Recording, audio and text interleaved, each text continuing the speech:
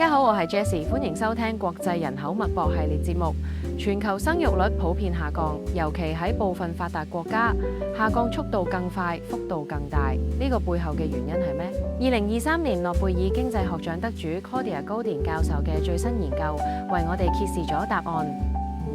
高連教授指出，經濟快速發展嘅國家反而面臨更低嘅生育率。佢嘅研究比較咗兩組國家，一組好似美國同瑞典咁，經濟喺20世紀平穩發展；另一組好似日本、韓國、意大利等，從1950、60年代先開始迅速現代化。結果發現，後者呢啲快速發展嘅國家生育率下降得更劇烈。例如韓國喺2022年嘅總生育率只有0.78，被稱為超低生育率國家。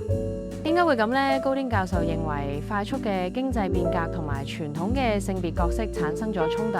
佢解釋，養育孩子需要時間，而呢個時間好難外判出去或者機械化。如果女性投入職場之後，男性冇更多咁分擔家務同埋育兒，咁女性就會被逼喺某啲方面做出犧牲。研究顯示，喺生育率低嘅國家，女性花喺家務同無償照顧上嘅時間比男性多出好多。例如，日本女性平均每日要多花3.1個鐘頭喺家務上，意大利女性多3個鐘頭。呢個同早年已經發展嘅國家形成鮮明對比。例如，瑞典女性平均每日只係要多花0.8個鐘頭喺家務上。高電教授嘅模型指出，經濟增長越快，世代之間嘅衝突越大，男女對家庭規模嘅期望差距亦都越大。因為年輕女性睇到教育同埋工作嘅機會大大增加，佢哋嘅選擇變多咗，唔再願意完全被傳統家庭角色束縛。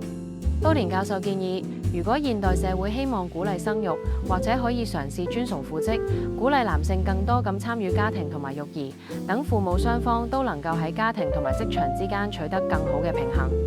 呢項研究為我哋理解生育率下降嘅深層原因提供咗全新視角。你認為香港嘅生育率係咪都受類似因素影響呢？你覺得社會應該點樣支持父母，先可以令更多人願意生育呢？好啦，今日國際人口脈搏嘅節目就講到呢度。如果你對呢個話題有咩意見或者疑問，歡迎留言同我哋分享。下次再見。